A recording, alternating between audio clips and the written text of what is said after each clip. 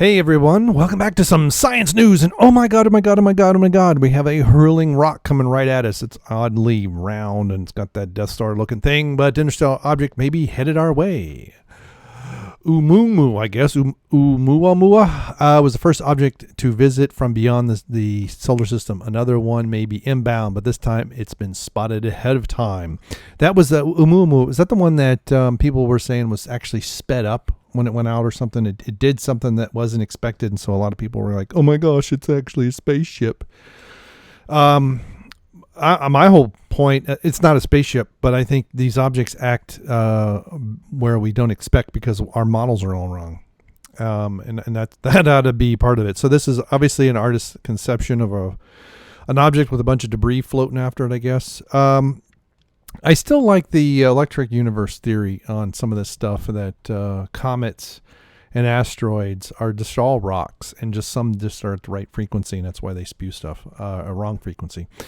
Anyway, a comet just spotted by Ukrainian amateur astronomer looks to be just the second known object to visit our cosmic neighborhood from beyond the solar system. What? I thought what was the one where all those people decided to commit suicide back in the 90s? I thought that was beyond our solar system, where it came in once. Anyway, let's see if this is from CNET, so take it with a grain of salt. It's not as bad as CNN, but sometimes what could be even bigger deal is that this one's been discovered as it's still approaching us. Before you freak out, no, doesn't appear to be any risk that the comet will collide with Earth. Wait a minute, didn't they?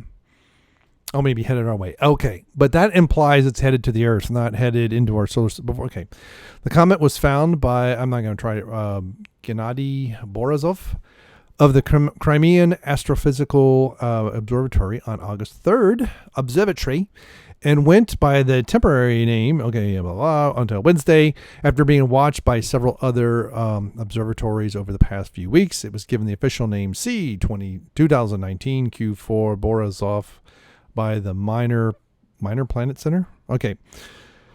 Here's a remarkable animation. So here it is coming in, and this is part of why I wanted to do this in this browser. It's a GIF. So there it is. Coming in. It's inbound. Oh my God. Okay. From the start, the orbit of the comet seemed unusual. It appears to follow a so-called hyperbolic trajectory, means it doesn't orbit the sun and probably originates from far beyond our solar system. Yeah, probably, maybe, kind of, sort of. This is science these days, folks. Might be, could have been, should have been. We don't know. At this point, scientists are certain that this comet exists. What? They're certain it exists and is traveling through our solar system. However, its orbit and interstellar status are a bit less certain. That's just weird. Astronomers find water vapor, and that's bullcrap. They don't really. They find the hints of water vapor. We are now working on getting more observations of this unusual object. Marco Michelli of the European Space Agency Near Earth Object Coordination Center. My goodness, that's a long. That's like something named to sound important. So I save a big long name will be important. In a blog post, we need to wait a few days to really pin down its orbit, its origins, with observations that will either prove the current thesis that it is interstellar or perhaps dramatically change our understanding. I guess part of it is, did it come out of the imaginary Oort cloud or not? That's part of what they, I shouldn't say imaginary. It is a proposal. It has never been observed. Although we have Kuiper Belt objects and we have things out beyond Pluto, but we have not observed the Oort cloud. It is a hypothetical idea, and that they bump into one another or something perturbs them and they come flying in.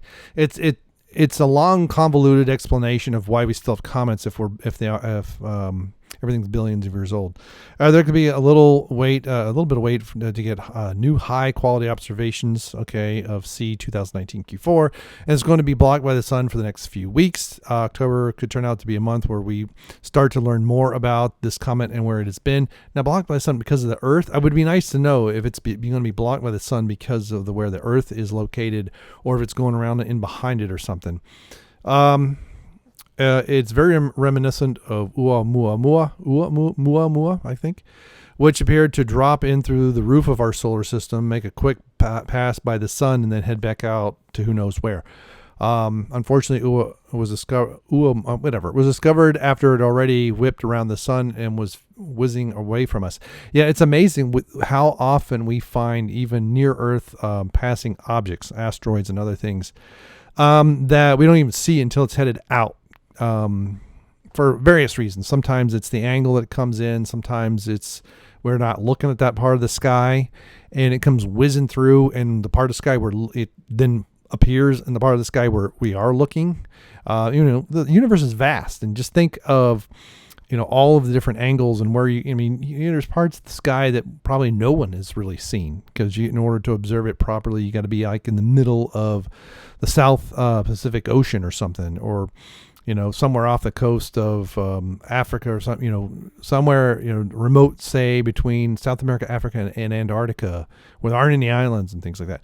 Unfortunately, this comet is still inbound and won't reach perihelion, its closest pass until October. Okay, so again, it'd be nice to know why it's going to be blocked if it's not going to come in. But I guess it could still, depending on its angle, it could be behind the sun, but still coming closer to it. Hopefully that'll give scientists ample time to study it, a luxury we didn't have with Oumuamua. Let's see, a few more diagrams of GB00234. Realize these assume the normal hyperbolic trajectory is correct. It has to be confirmed. Okay, so I guess this is where it was. Is this a back project? Yeah, it looks like a back projection. Wow. I mean, if we would it still be observable that far? So here it is. I'm not sure if this is. Let's see. This. Okay, so I guess that's the Kuiper Belt. We're looking at Pluto and Neptune, because we have the inner planets are just whizzing around like crazy. So we're getting to Mars. Is it Saturn that's next, or Jupiter? I can never remember if it's Saturn, Jupiter, or Jupiter, Saturn. So they can look in 1967. So this is a back projection, and this is a projection of 2035. So it won't leave, I guess, until 2073. Will actually be out of the Earth. So this thing's going to be around for a long time. And if this is accurate, that's 2130. Wow. Of course, that's way, way out to have the solar system that small. So 1964. So 2009. I'm trying to stop it on the bounce in. But okay, can I go frame by frame? No, I can't. So there's 2026. So this is all the other and I don't know what I'm looking at. That's part of the problem. These are other objects captured around the sun, but I don't know if these are the planets. There's a blue line, so that might be Mars. So it's red. There's Earth. So Mercury, Venus, Earth, Mars, and I guess the asteroid belt. And different objects around it that some of these are at different orbits and then onward. So it's interesting, but I don't know. It doesn't show it. So I guess it's not going to orbit around the sun is what this looks like. It like just might bounce. I don't know. But it'll be interesting to find out. And this is pretty cool. And I don't know if my son's telescope would be able to get this if we went out where it was dark enough. Part of this little animation is you don't know how many pictures this is. There's a couple other objects that are blinking in here. Most of these aren't moving, so it may only be a few minutes or a few hours apart.